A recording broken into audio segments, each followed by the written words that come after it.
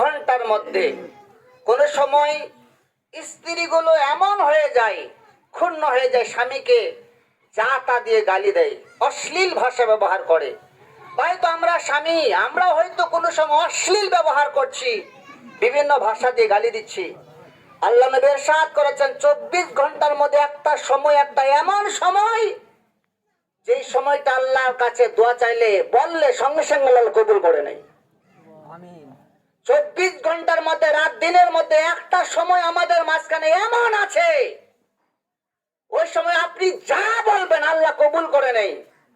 তো ওলামা লেখেছেন এর জন্য কোন সময় কাউকে বদদুয়া দিতে নাই।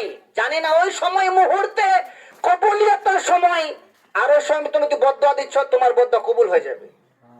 যার জন্য বদদুয়া কখনো কাউকে দিতে নাই, এটা সাবধান। আপনার যে কোন মুহূর্তটা সেটা আপনাদের জানা নেই। 24 ঘন্টার মধ্যে কোনটা সেকেন্ড মুহূর্ত আমার জানা নেই। তার জন্য বলছে না, একদম মুখটাকে কাবু রাখো। ওই মুহূর্তে না হয়ে যায় যে কবুলিয়তের সময় তুমি তোমার সন্তানকে তুমি অভিশাপ দিচ্ছ, অশ্লীল ভাষা দিয়ে গালি দিচ্ছ, আর আল্লাহর দরবারে যদি কবুল হয়ে যায় তাহলে সেটা ফেরানো বড় কঠিন। দোয়া বড় সম্পদ জিনিস। তো সমস্ত দিক থেকে, গুনাহ থেকে আমরা নিজেকে ফিরি। কবি লেখেন, बाज़ा मोमिनो वरना हश्र में पछताएगा। एक बार बिल्कुल बुलंद आवाज से कह दे सुभान अल्लाह। मतलब तैयार है कि आप लोग बाज आ जाए, हम सब बाज आए। वो भी लेक्चर बाज़ा मोमिन तो वरना हश्र में पछताएगा। बाज़ा मोमिन तो वरना हश्र में पछताएगा। बाज़ा मोमिन तो वरना हश्र में पछताएगा। पेश हक जब दफ्तरे, पेश हक जब दफ्तरे आमाल खोला जाएगा। बाज़ा मोमिन तो वरना हश्र में पछताएगा। नजीदियत थर्राएगी, कापेगा सीना कुफ्र का। नजीदियत थर्राएगी, कापेगा सीना कुफ्र का। हजरते अख्तर रजा का, सुभान अल्लाह, हजरते अख्तर रजा का जब कलम उठ जाएगा। बाज़ा मोमिन तो वरना हश्र में पछताएगा। यूं तो मसलक है बहुत, लेकिन तुम्हें ऐ मोमिनो, यूं तो मसलक है बहुत, लेकिन तुम्हें ऐ मोमिनो सुए जन्नत मसलके, सुए जन्नत मसलके अहमद रजा ले जाएगा। बाज़ा मोमिन तो वरना हश्र में पछताएगा। पेश हक जब दफ्तरे आमाल खोला जाएगा।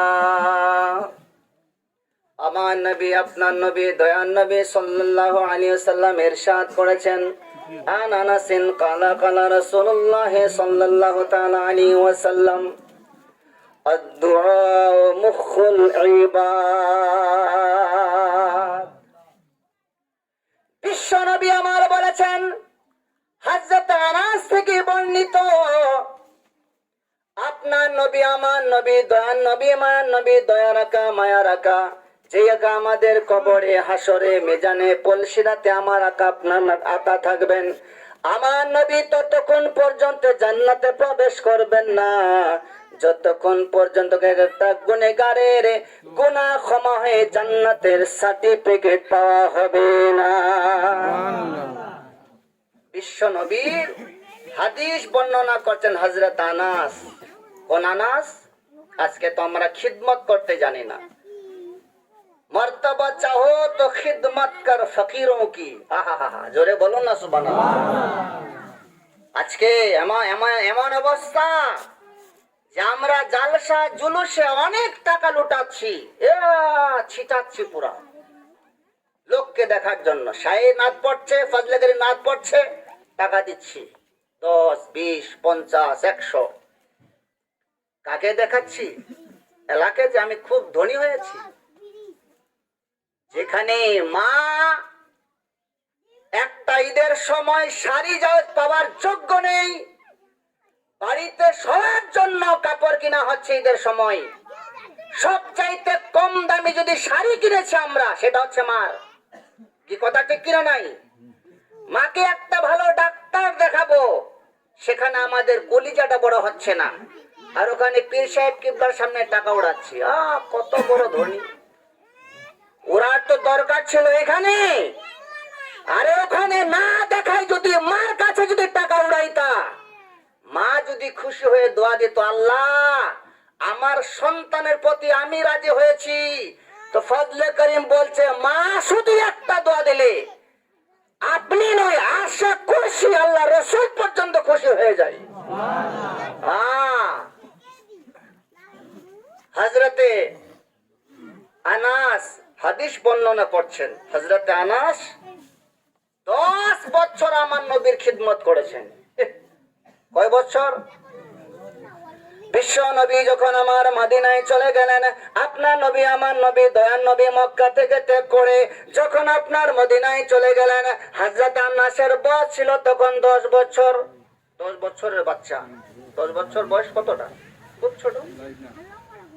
10 বছর। মা জননী চলে গেলেন, ইয়া রাসূলুল্লাহ, ইয়া হাবিবাল্লাহ, হুজুর আপনার দরবারে আমি একটা তোহফা নিয়ে এসেছি, আপনার দরবারে একটা উপকরণ নিয়ে এসেছি, আপনার দরবারে একটা গিফট নিয়ে এসেছি। আল্লাহর নবী বললেন, কি জননী? মা জননী বলো মা। বলছে, ইয়া রাসূলুল্লাহ, আপনার খিদমতের জন্য আমার সন্তান আনাসকে নিয়ে এসেছি।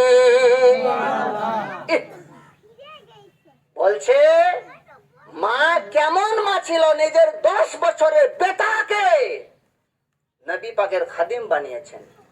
10 বছর ধরে হযরত আনাস আমার নবীর খিদমত করেছেন। আমার নবী কোন জায়গায় যদি যেতেন, ও বাবা ভাইরা, আমার নবী দয়ার নবী কোন জায়গায় যদি যেতেন, নবী আমার এগিয়ে গিয়ে যেতেন, হযরত আনাস পিছনে পিছনে যেতেন। জোরে বলুন সুবহানাল্লাহ। আমার নবীর নালেন মোবারক, অর্থাৎ বোঝার জন্য বলছি জুতা মোবারক, যেই জুতা আমার নবী পরিধান করতেন, পরতেন, আমার নবী পায়ে দিতেন, আল্লাহর নবী সামনের দিকে যেতেন, নবী পাকের জুতা মোবারক আনাস মাথায় নিয়ে 12 বছর ঘুরে বেরিয়েছেন। কি খিদমত! 12 বছর সে আনাস বর্ণনা করছে। আনাসিন কালা কালা রাসূলুল্লাহ সাল্লাল্লাহু তাআলা আলাইহি ওয়াসাল্লাম, আদ-দুআ মুখুল ইবাদ। ইরশাদ করেছেন সরকারে দো আলম सल्लल्लाहु अलैहि वसल्लम ने इरशाद फरमाया है, दुआ जो है ये मग़ज़ है। आजकल हम लोग दुआ करते हैं, मुझे ये बात अच्छी नहीं लगती है। कुछ लोग दुआ करते हैं, दुआ करने का भी तरीका भी होता है। এদিকে পীর সাহেব দোয়া করছে, ইমাম সাহেব দোয়া করছে, হাত উঠিয়েছে, অনেক লোক শুধু এইভাবে করছে, আল্লাহুম্মা আমিন, देखिएगा देखिएगा, होता है ना। ইমাম সাহেব হাত উঠেছে, আল্লাহ বাড়িতে গেলাম, তুমি রহমত দান করো, এরকম করছে, মানে দোয়া করছে আর কি, আর মনটা নাই, দোয়া করছে আর কি। দেখবেন লক্ষ্য করে অনেক লোক দোয়া করছে। শেখ আব্দুল্লাহ মুহাদ্দিস দেলভি হাদিস বর্ণনা করতে গেছেন, দোয়া করার সময় হাতটা কত দূর উপর উঠাইতে লাগে, বলছে আলা সাদরে, অর্থাৎ সিনার সমান সমান হাত থাকবে। जोरे बोले सुभान अल्लाह। और कुछ लोग पता नहीं है उसका दिल या हड्डी नहीं है। हालांकि एक हदीस और भी है, अन्नुमान इब्ने बशीर काला काला रसूलुल्लाह सल्लल्लाहु तआला अलैहि वसल्लम दुआ हुवल इबादा। हजरत नुमान इब्ने बशीर রাদিয়াল্লাহু তাআলা এই হাদিসটাকে বর্ণনা করে আল্লাহর নবী বলেছেন দোয়া হচ্ছে একটা ইবাদত। ইবাদত ইবাদত কাকে বলা হয়? নামাজে যেমন দাঁড়িয়ে যাচ্ছি, নামাজ হচ্ছে ইবাদত, রোজা হচ্ছে ইবাদত, হজ হচ্ছে ইবাদত, যাকাত দেওয়া হচ্ছে ইবাদত, এগুলো সব ইবাদত আছে না? আল্লাহর নবী বলেছেন দোয়া হচ্ছে ইবাদত, হুয়াল ইবাদত। জোরে বলুন সুবহানাল্লাহ। ইবাদতের মধ্যে বলেছে আল্লাহর নবী বলেছেন দোয়া হচ্ছে ইবাদত। মানেটা কি? যেমন আপনি নামাজ পড়লে, আপনি যদি নামাজ পড়েন ইবাদতের মধ্যে থাকেন, নিচে আপনার তাওয়াজ্জু একদম আল্লাহর দিকে থাকবে, থাকে না? কি মালিয়া ভাই? ভাই নামাজ পড়লে আল্লাহু আকবার পড়ি না, আলহামদুলিল্লাহি রাব্বিল আলামিন, সমস্ত প্রশংসা আল্লাহর জন্যই। জোরে বলুন সুবহানাল্লাহ। আর রহমানির রহিম, আল্লাহ তুমি পরম দয়ালু, তুমি বড় রহমান ও রহিম। মালিক ইয়াউমিদ্দিন, শেষ বিচারের আল্লাহ তুমি মালিক। ইয়্যাকা না'বুদু ওয়া ইয়্যাকা নাস্তাঈন,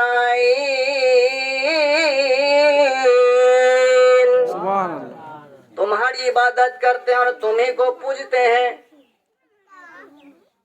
नमाज में इंसान जब खड़ा होता है तो नमाज में खड़ा होना का मीन ये होता है कि जब बंदा नमाज में खड़ा होता है तो रब से कलाम करता है। अपनी नमाजे दाঁড়িয়েছেন বলছেন আলহামদুলিল্লাহ রাব্বিল আলামিন, সমস্ত প্রশংসা তারিফ হামদোসান আল্লাহ তোমার জন্য, তুমি রহমান, তুমি রহিম, তুমি দয়াময়, তুমি করুণাময়, তুমি শেষ বিচারের মালিক, হাইকোর্টের মালিক, মহাশরের মালিক, বিচার দিনের মালিক। বলি না নামাজে তোমার ইবাদত করছি, তোমারে পূজা করছি, আল্লাহ সোজা পথে প্রতীক চালাও। জোরে বলুন সুবহানাল্লাহ। আমরাই বলছি গায়রিল মাগদুবি আলাইহিম ওয়ালাদ-দাল্লিন,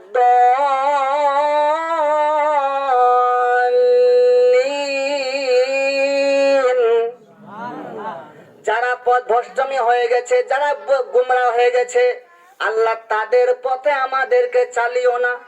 বলছি না গায়রিল মাগদুবি আলাইহিম ওয়ালাদ-দাল্লিন, আল্লাহ যারা পথভ্রষ্টমি হয়ে গেছে, আল্লাহ যারা রাসূল থেকে দূর হয়ে গেছে, ওলি থেকে দূর হয়ে গেছে, গস থেকে দূর হয়ে গেছে, খাজা থেকে দূর হয়ে গেছে, তাদের পথে চালিও না। আল্লাহ তুমি তোমার নেক বান্দাদের রাস্তার উপর আমাদেরকে চালিও।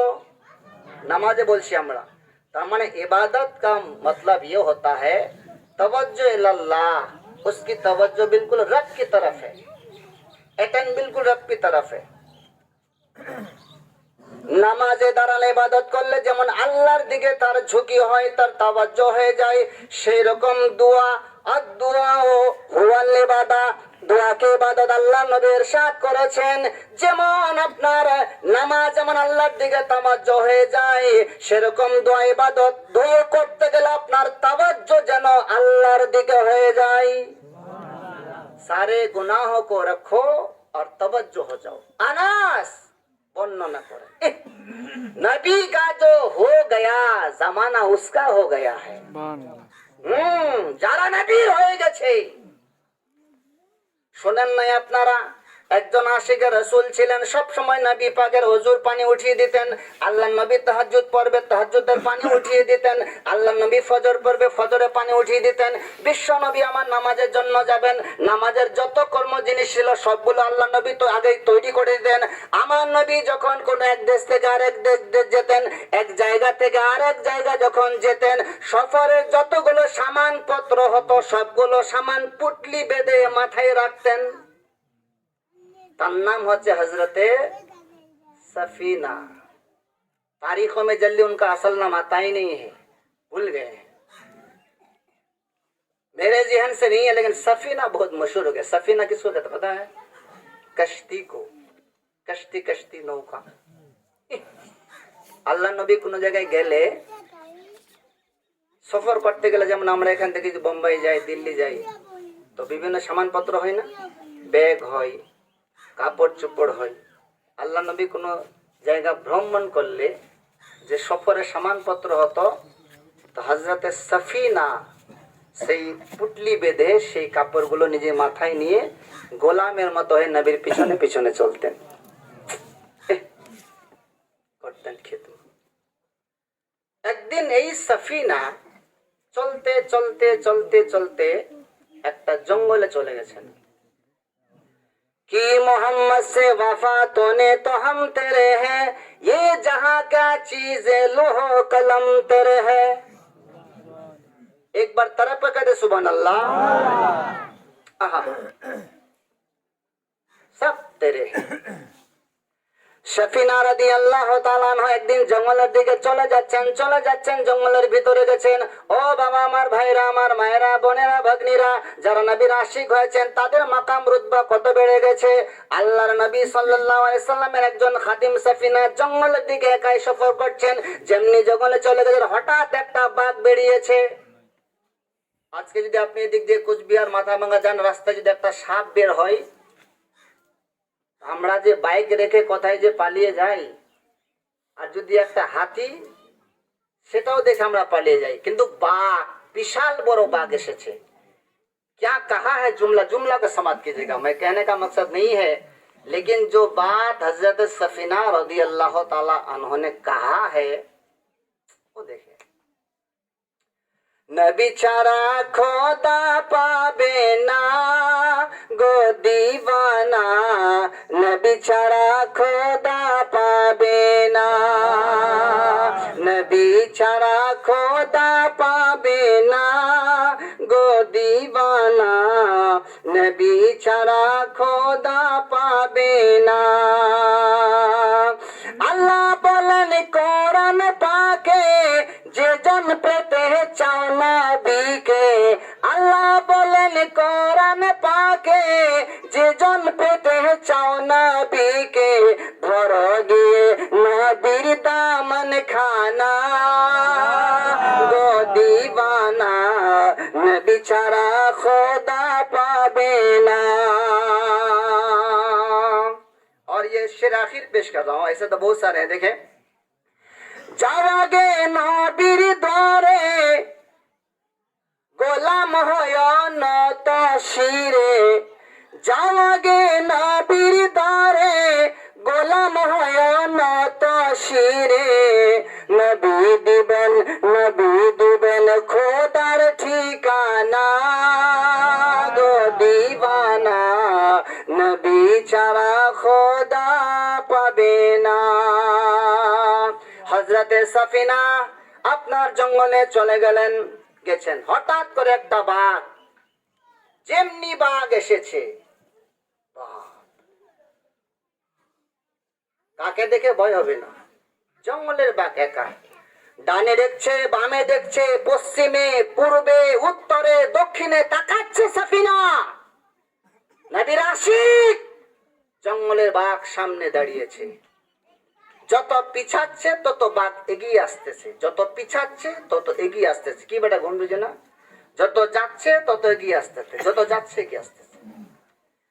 সাফিনা বাঘকে বলেছিল, বাঘ খবরদার এক পাও এগিয়ে না, আমি কোন সাধারণ মানুষের গোলাম নই।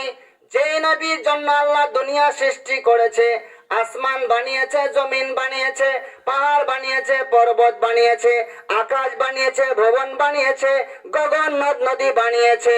ওগো বাঘ শোনে নাও, যেই নবীর জন্য তোমাকে বানিয়েছে, যেই নবী না হলে তুমিও হতে না, যেই নবী না হলে আমিও হতাম না, যেই নবী না হলে কুল কায়নাত হতো না, সেই নবী আমি গোলাম হলাম সাফিনা। বাহ,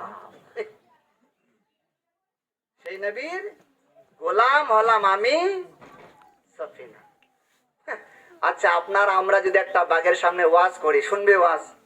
হ্যাঁ, দেখবে যে মৌলভী সাহেব কোজে, ইমাম সাহেব কোজে, হ্যাঁ, বা কেউ বড় লোক করে, শুনবে?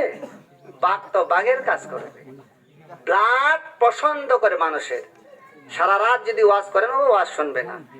কিন্তু হযরতে সাফিনা শুধু একটা কথা বলেছিল, ওগো বাক শুনে নাও, আমি হইলাম নবীর দিওয়ানা, নবীর গোলাম, আমার নাম হচ্ছে সাফিনা। আল্লাহ নবী একবার বলেছে সাফিনা, তো সাফিনা হয়ে গেছে। বাপরে। আচ্ছা, মিলাদ में भी आता है, জলসালা তো দেশেন মিলাদ তো দেশে।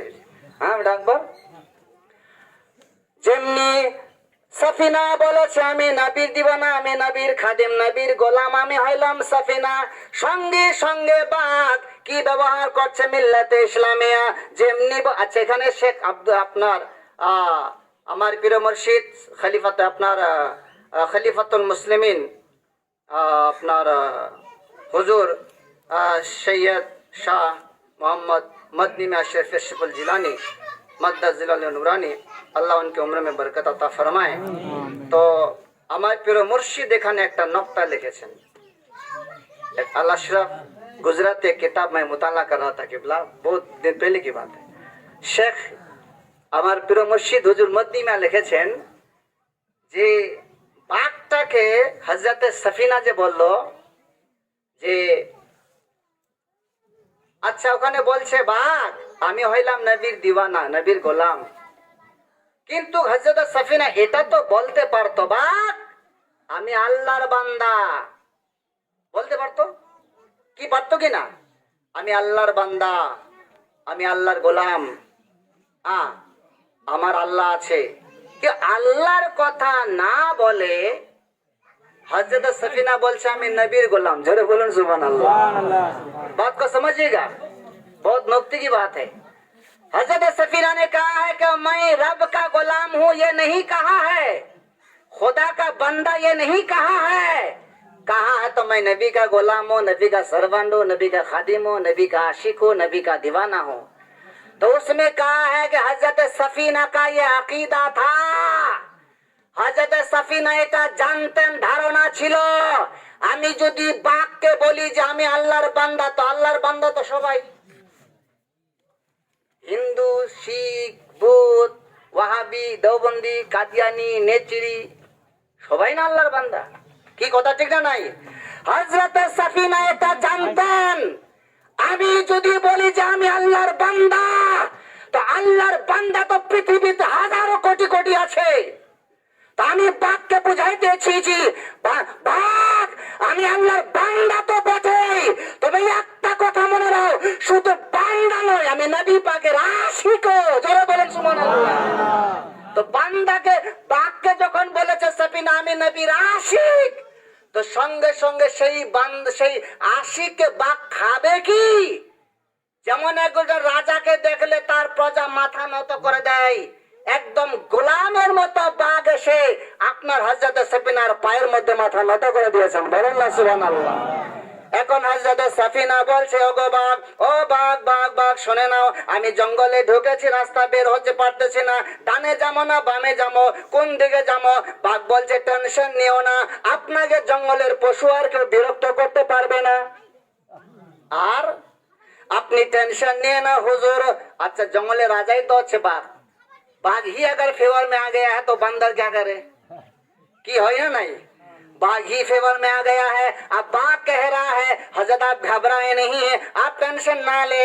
आप किताबों में आता है जिस हजरत सफीना अपने बाघ से कहा है, शेर से कहा है कि मैं नबी का आशिक हूं, नबी का दीवाना, मेरा नाम है, नबी ने रखा है सफीना। आप किताबों में आया है जैसे नबी का नाम आया है, बाघ भी अपना गुलाम बन गया है और बाघ सामने सामने जा रहा है, सफीना को रास्ता दिखा रहा है, यानी बाघ खादिम बन के गुलाम बन के सामने आपका जा रहा है और सफीना उसका आका बन गया है कि मोहम्मद से वफा तूने तो हम तेरे हैं, ये जहां का चीज लोह कलम तेरे हैं। तो যারা নবীর পক্ষে গেছে জঙ্গলের পশু তাদের খাদিম হয়ে গেছে, জোরে বলুন না সুবহানাল্লাহ। আজকে কবরে শেষ কবরে আপনারা আমাদের ভাগ্য যদি ভালো থাকে, ঈমান যদি ঠিক থাকে, আকীদা যদি ঠিক থাকে, যে রাসূলকে আমরা দেখতে পারিনি, কবরে নবী পাকের নূরানি চেহারার दर्शन करबे, जरा बोलन सुभान अल्लाह। अच्छा एक बात है, यहाँ हमारा अशरफुल बेटा है, यहाँ बहुत सारे बच्चे स्टूडेंट है, आप लोग स्टूडेंट हैं यहाँ, जितने बच्चे स्टूडेंट में पढ़ाई में अच्छे हैं, मैं दुआ करता हूँ कि अल्लाह आपके इल्म में दुनियावी और उसके साथ दीनी इल्म से अल्लाह आपको पैरास्ता करे, आपके जहन में अल्लाह बरकत दें। आप लोग आगे बढ़िए, आप लोग रौनक है हमारे समाज के, हमारे गांव के, हमारे इलाके के। आगे बढ़िए, कोशिश कीजिए। नौकरी नहीं मिली तो छीन के लीजिए। कोई मुकर्रिर ने कहा है कि छीन के लेना होगा, उन लोग से छीन के लो, क्वालिटी बनाओ, छीन के लो। एक बात बताओ, जब आप लोग का एग्जाम होता है, आप लोगों का समझ लिए, कहीं एक टेस्ट होता है, कहीं इंटरव्यू होता है ना भाई, आप लोग जाते हैं तो आप वहाँ जब एग्जाम हॉल में जब आप एंट्री करते हैं, आप प्रवेश करते हैं, तो आपको पता होता है क्या क्या यहाँ क्या क्या सवाल होगा? पता ही नहीं होता आपको। आपने वहाँ 10 सवाल पूछे जाएंगे, आपको पता है कि 10 सवाल को आप तैयारी करने के लिए कितनी किताबों को आपने जब पढ़ा है, स्टडी किया है, आपने कितने रातों को बर्बाद किया है, लेकिन आपको पता ही नहीं है कि वहाँ किस टाइप के सवाल होंगे, कैसे वहाँ ये पूछा जाएगा, किसी को नहीं पता होता है। हर बच्चा अपनी नॉलेज के हिसाब से तैयारी करता है, माध्यमिक हो, उच्च हो, या कोई इंटरव्यू हो, या जो भी हो तैयारी, लेकिन पता नहीं होता। सवाल 2-4 होंगे, उसके लिए अपने रातों दिन हम लोग मेहनत करते हैं। पता भी नहीं है मोहम्मद भाई, पता भी नहीं है कि वहाँ सवाल क्या करेगा। आपने मोहम्मद भाई साहब आपसे कहा है कि बाबू অসুস্থ तो 2টা প্রশ্ন করিম, তো মোহাম্মদ ভাই তোমাকে কোলে প্রশ্ন করিম, আর তোমাকে টেনশন পড়ে বাবা কি প্রশ্ন করে, কেমিস্ট্রি করবে না বায়োलॉजी করবে না অঙ্ক করবে না ইতিহাস করবে না বাংলা করবে, टेंशन আছে, इसलिए उसने कहा कि 2 सवाल करेंगे। तो ये तो दुनिया का सिस्टम है कि दुनिया अगर किसी का इम्तिहान लेती है तो सवाल को छुपा करके रखती है। जाहिर करने से तो भाई सब तो फर्स्ट ही हो जाएगा, पता चलेगा कि कौन फर्स्ट है कौन सेकंड है। अब क्वेश्चन पेपर अगर आउट हो गया तो सारे बच्चे देख लेंगे, जाहिर सी बात है, देख लेंगे तो सब तो क्वालिटी वानी होगा, तो फिर उसमें फर्स्ट सेकंड थर्ड तो सवाल ही नहीं होता है। तो दुनिया ये पहचानना चाहती है कि इसमें क्वालिटी किसकी कितनी अच्छी है, कितनी मेहनतें कौन किया है, हार्डवर्क कौन ज्यादा किया है, इसलिए वो सवाल को दुनिया वाले छुपा करके रखते हैं ताकि जवाब देने वालों को पता नहीं है। किंतु আপনার নবী, দয়ার নবী, মায়ার নবীজি, আপনারা আমাদের আকা, আসমানের নবী, জমিনের নবী, পাহাড়ের নবী, পর্বতের নবী, গাছের নবী, পালার নবী, সারা বিশ্বের নবী, জোরে বলুন সুবহানাল্লাহ। আমার নবী ইরশাদ করেছেন কবরে 3টা প্রশ্ন হবে। মজিদুল ভাই सुनिए ना, लेकिन कहे ना, आपने तो बहुत सारे उलमा से सुनते हैं कि कब्र में भी 3 सवाल होंगे, 3 क्वेश्चन होंगे, पूछा जाएगा हफीज भाई आपसे नहीं, मुझसे भी कोई भी हो, सवाल पूछा जाएगा। अल्लाह के नबी ने कहा है, ओ मेरी उम्मतियों, मेरे खादिम खुद्दमों, मेरे गुलामों, कब्र में सवाल होंगे, 3 सवाल होंगे। आप लोग तैयारी करना बहुत अच्छी तरह से ताकि कब्र का इम्तिहान तुम पास हो जाओगे। दुनिया हमसे सवाल करती है मगर सवालों को छुपा करके रखती है। मेरा नबी का कितना बड़ा करम है, कब्र में क्या सवाल होगा, मेरा नबी ने पेपर को आउट कर दिया है। नबी ने कहा ना कि ये क्या, मन रब्बो का, माँ दिनों का, माँ कुंता तकुलो फी हाज़र रजूल। एक रब के बारे में, दिन के बारे में, और एक अपने प्यारे नबी के बारे में सवाल को आउट कर दिया है। ये 3 ही सवाल कब्र में पूछे जाएंगे। इसमें भी अगर हम कामयाब ना हो पाए तो हमसे घटिया स्टूडेंट और कौन होगा, है कि नहीं है। कब्र में ये 3 सवाल आउट कर दिए हैं मेरा नबी ने। फिर भी अगर हम वहां जाके कहे कि हमको पता नहीं है, तो हम समझे कि खाली कुले खाइची, डेचे खाली गोशी लोकर गुरु खाइची, मगर सवाल को हमने याद नहीं किया है, खाली गुरु है खानो। हालांकि 3 ही सवाल है, इसमें कोई ना आपको बुखारी के बारे में पूछेगा, ना नमाज आपने पढ़ा कि नहीं है, कब्र में नहीं पूछेगा, रोजा रखा कि नहीं, हज रखा कि नहीं। কবরে আপনার প্রশ্ন হবে না, শুধু 3টা প্রশ্ন হবে। আল্লাহর সম্পর্কে মা রব্বকা, তোমার আল্লাহকে জিজ্ঞেস করা হবে। মা দিনকা, তোমার রিলিজন, তোমার দিন কি। তুমি তখন কি বলবে? যারা মুমিনওয়ালা, যারা মুসলমান, তারা বলবে আমার আল্লাহ, আমার রব হচ্ছে আল্লাহ। কি বলবে? আরেকটা প্রশ্ন হবে, মা দিনকা, তোমার দিন কি? যারা দিন সম্পর্কে জানা ইসলামে আছে, যারা ইসলামের কর্তা ধর্তা হয়েছে, খাদিম খুদ্দাম করেছে, যারা খিদমত করেছে দিন ইসলামের, যারা মিলাদ মাহফিলে গেছে, তারা সঙ্গে সঙ্গে বলবে ফেরেশতারা দিনই আল ইসলাম, আমার দিন হচ্ছে দিনে ইসলাম। তারপর আরেকটা প্রশ্ন হবে, যেটা হবে ফাইনাল, প্রধান বেটা একদম ফাইনাল প্রশ্ন, সেটা হবে আপনার দয়ার নবী, মায়ার নবী সম্মুখীনে উপস্থিত রবেন, নুরানি চেহারা, তরুপ সৌন্দর্য, আল্লাহ নবী, দয়ার নবী কবরে উপস্থিত হবেন। ফেরেশতারা জিজ্ঞেস করবে, ও কবরবাসী, কবরবাসী, আরেকটা প্রশ্ন করছি, এই প্রশ্নের উত্তর সাবধান করে দেবে। এই প্রশ্নের নির্ভর করবে তোমার জান্নাত দোজখ। এই কবর যদি, এই প্রশ্নের উত্তর যদি তোমার ঠিক হয়ে যায়, তাহলে এক্সামে রেজাল্ট আসবে তুমি পাস হয়ে গেছো। আর এই প্রশ্নের উত্তর যদি তুমি দিতে না পারো, দুইটার প্রশ্নের উত্তর দিয়ে তোমার লাভ নাই। हाँ, अब इसी में ही खास है, होता है ना भाई, 3 सवाल में कोई होता है ना भाई, एक पर्टिकुलर, एक बिल्कुल खास है, इसमें अहम है, तो ये अहम है। ফেরেশতারা জিজ্ঞেস করবে, ওগো ও কবরবাসী, তোমাকে দুইটা প্রশ্ন করা হয়েছে। 3 নম্বর প্রশ্ন করা হচ্ছে, ওই যে দেখা যাচ্ছে একজন সাদা ধবধবে নুরানি চেহারা, সুন্দর রূপ, সুন্দর চেহারা, ওই যে দেখা যাচ্ছে, ওনার সম্পর্কে তোমার কি ধারণা ছিল? যারা আপনাকে জিজ্ঞেস করবে কি ধারণা ছিল, তো যারা মিলাদ করেছে, নবীর প্রতি কিয়াম করেছে, নবীকে মেনেছে, তারাই তো বুঝতে পারবে। পারবে না? নাই হিন্দু বুঝা হবে কি ওটি?